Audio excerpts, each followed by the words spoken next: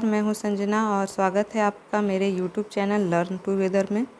आज हम लोग आधुनिक भारत के इतिहास से संबंधित कुछ प्रश्नों को देखेंगे जो कि बीपीएससी के द्वारा पूछा गया है।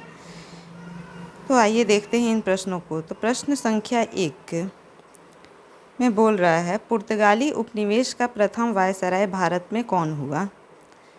तो यहाँ पर हम लोग देखेंगे कि ऑप्शन में दिया हुआ है Diaz, Vasco D gamma, Almeida और अल्बुकर्क। हम लोगों का सही आंसर जो होगा वो होगा अल्मीडा। अल्मीडा जो था वो पुर्तगाली उपनिवेश का प्रथम वायसराय था जो कि भारत में आया था। यहाँ इसकी व्याख्या में हम लोग देखते हैं कि भारत में प्रथम पुर्तगाली वायसराय के रूप में फ्रांसिस्को डी अल्मीडा का 1505 से 1509 के बीच आगमन हुआ। वह 1505 ईस्वी में भारत पहुंचा और 1509 ईस्वी में अल्मीडा ने टर्की, गुजरात तथा मिस्र की संयुक्त सेना को पराजित कर द्वीप पर अधिकार कर लिया। द्वीप पर कब्जा के बाद पुर्तगाली हिंद महासागर से सबसे अधिक शक्तिशाली हो गए। उसने अजदीव में किला बनाया और पुर्तगालियों के हित में कोचीन की राजगद्दी के उत्तराधिकार की समस्या का समाधान किया। ये सवाल जो है वो 45वीं बीपीएससी के प्री में पूछा गया है। इसके आगे हम लोग देखते हैं, बंगाल की खाड़ी में समुद्री डकैती हेतु हुगली का उपयोग कौन करता था?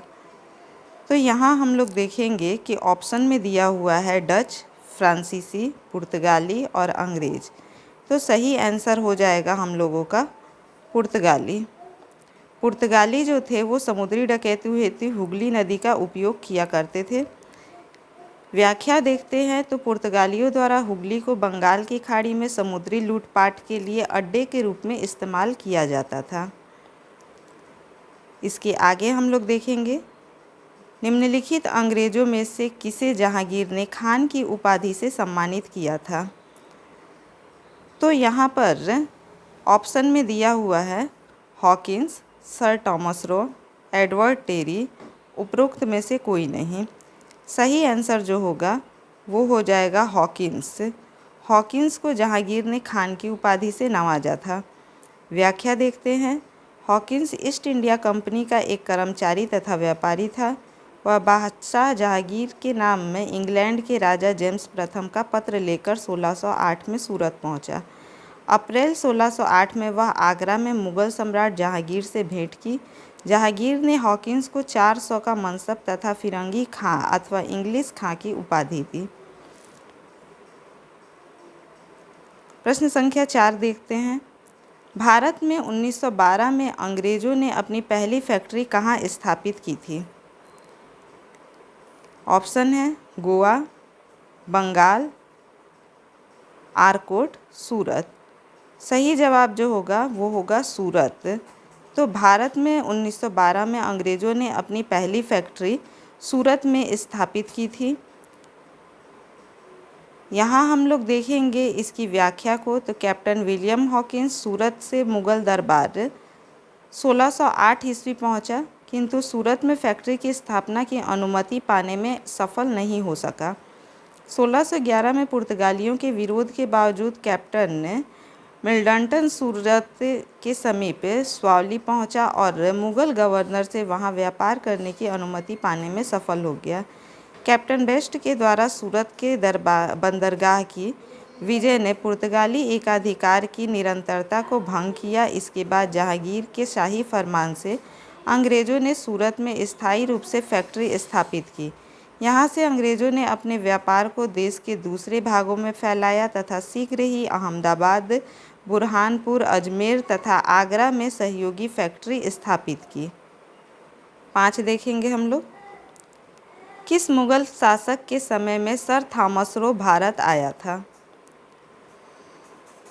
ऑप्शन है बाबर, अकबर, जहांगीर, शाहजहां। हमारा जवाब होगा जहांगीर। जहांगीर मुग़ल शासक के समय में सर थॉमस रो भारत आया था। व्याख्या देखते हैं, सर थॉमस रो ब्रिटेन के राजा जेम्स प्रथम के दूत के रूप में सितंबर 1615 में सूरत पहुंचा तथा जनवरी 1616 में वह अजमेर में मुग़ल शासक जहांगीर के दरबार में उपस्थित हुआ। प्रश्न संख्या 6 देखेंगे, डच ईस्ट इंडिया कंपनी ने किस वर्ष अपनी फैक्ट्री पटना में स्थापित की थी? ऑप्शन में यहाँ है 1601, 1632, 1774, 1651 या उपरोक्त में से कोई नहीं या उपरोक्त में से एक से अधिक। हमारा जवाब जो होगा वो होगा 1632 में। डच ईस्ट इंडिया कंपनी ने 1632 में अपनी फैक्ट्री पटना में स्थापित की थी। व्याख्या देखते हैं। पटना डिस्ट्रिक्ट के गजेटियर इतिहास से की किसी नामक पुस्तक या अन्यत्र 1632 में पटना में डच फैक्ट्री की स्थापना का कोई प्रमाण हमें प्राप्त हो सका है, किंतु बिहार लोक सेवा के द्वारा निरंतर यह प्रश्न पूछा जाता है और इसका उत्तर 1632 ही माना गया है। कुछ अप्रामाणिक स्रोतों से यह प्राप्त होता है कि सर्वप्रथम डचों ने पटना कॉलेज की उत्तरी इमारत में 1632 ईस्वी में डच फैक्ट्री की स्थापना की थी। इसकी रुचि सूती वस्त्र, चीनी शोरा, अफीम आदि से संबंधित व्यापार में थी। प्रश्न संख्या 7 देखते हैं। निम्नलिखित में से प्रथम कर्नाटक युद्ध का कौन सा तत्कालीन कारण था? ऑप्शन नंबर ए है अंग्रेज और फ्रांसीसी के बीच प्रतिद्वंदिता। ऑप्शन बी ऑस्ट्रिया की राजगद्दी का जंग। ऑप्शन सी कर्नाटक की राजगद्दी का मसला। ऑप्शन डी अंग्रेजों द्वारा फ्रांसीसी जहाज़ों का अधिग्रहण। हमारा जवाब होगा ऑप्शन नंबर डी अंग्रेजों द्वारा फ्रांसीसी जहाज़ों का अधिग्रहण। इसकी व्याख्या को हम लोग देखेंगे तो यहाँ देखते हैं कि कर्नाटक का प्रथम युद्ध 1746 से 1748 के बीच हुआ। ऑस्ट्रिया के उत्तराधिकार के युद्ध के लिए ये शुरू हुआ था, जो 1740 ईस्वी में प्रारंभ हुआ। गृह सरकारों की आज्ञा के विरुद्ध ही दोनों दलों यानी कि अंग्रेज और फ्रांसीसी में 1746 में युद्ध प्रारंभ हो गया। अंग्रेज कैप्टन बर्नेट के नेतृत्व में अंग्रेजी सेना द्वारा कुछ फ्रांसीसी जहाज़ों पर अधिकार कर लिया गया, जो कि युद्ध का तत्कालीन कारण था। प्रथम कर्नाटक युद्ध के समय ही कर्नाटक के नवाब अनवरुद्दीन ने महफूज खां के नेतृत्व में 10,000 भारतीय सेना को फ्रांसीसी के आक्रमण करने के लिए भेजा। कैप्टन पैराडाइज के नेतृत्व में फ्रांसीसी सेना ने अदयार नदी पर स्थित सेंट थोमे नामक स्थान पर नवाब को पराजित किया। यूरोप में युद्ध बंद होते ही कर्नाटक का प्रथम युद्ध समाप्त हो गया। एक्स ला सैपल की संधि, जो कि 1748 में ऑस्ट्रिया के उत्तराधिकार का युद्ध समाप्त हो गया तथा मद्रास अंग्रेजों को पुनः प्राप्त हो गया। कर्नाटक का प्रथम युद्ध सेंट थोमे के युद्ध के लिए स्मरणीय है। इसके आगे देखते हैं। प्रश्न संख्या 8।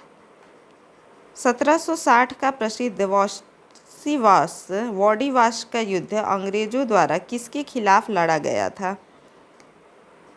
तो इसमें देखेंगे कि ऑप्शन नंबर ए फ्रांसीसी, बी स्पेन, सी मैसूर और डी कर्नाटक। हमारा जवाब होगा ऑप्शन नंबर ए फ्रांसीसी। व्याख्या देखते हैं। 18वीं शताब्दी में भारत में लड़े गए प्रश्नगत युद्धों का सही कालक्रमानुसार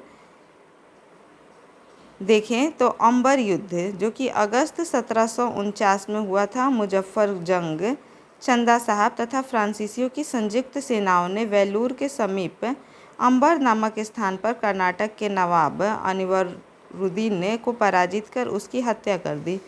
मुजफ्फर जंग दक्कन का सूबेदार बन गया। इस उपलक्ष्य में उसने अपने हितकारी डुप्ले को कृष्णा नदी के दक्षिणी भाग के मुगल प्रदेशों का गवर्नर नियुक्त कर दिया तथा उत्तरी सरकार के कुछ जिले भी फ्रांसीसियों को दे दिए। जिसके अतिरिक्त मुजफ्फर जंग की प्रार्थना पर एक फ्रेंच सेना की टुकड़ी बुस्की के नेतृत्व में हैदराबाद में तैनात कर दी गई।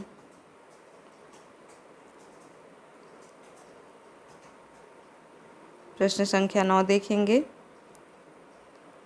निम्नलिखित में से किस अंग्रेज अधिकारी ने पुर्तगालियों को स्वाली के स्थान पर हराया था?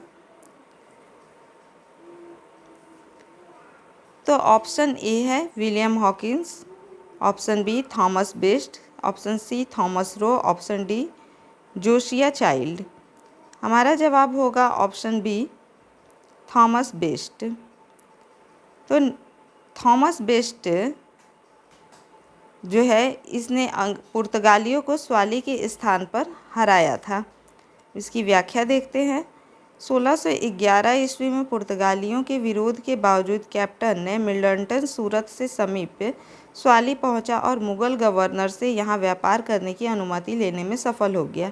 कैप्टन बेस्ट द्वारा सूरत के बंदरगाह की विजय ने पुर्तगाली एकाधिकार की निरंतरता को भंग किया तथा सूरत में स्थायी रूप से एक फैक्ट्री स्थापित की। यहाँ से अंग्रेज़ों ने अपने व्यापार को देश के दूसरे भागों में फैलाया और शीघ्र ही अहमदाबाद, बुरहानपुर, अजमेर तथा आगरा में सहयोगी फैक्ट्रियों की स्थापना की। आगे देखते हैं, अंग्रेजी शासनकाल में भारत का कौन सा क्षेत्र अफीम उत्पादन हेतु प्रसिद्ध था। तो यहाँ ऑप्शन में है option number A Bihar, B दक्षिण भारत, सी गुजरात और डी असम। हमारा जवाब जो होगा वो होगा option number A Bihar. Europe वासियों को सर्वोत्तम शोरा और अफीम बिहार से प्राप्त होता था। तो इस प्रकार आज के लिए इतना ही रहने देते हैं। इसके आगे हम लोग नेक्स्ट वीडियो में देखेंगे। धन्यवाद।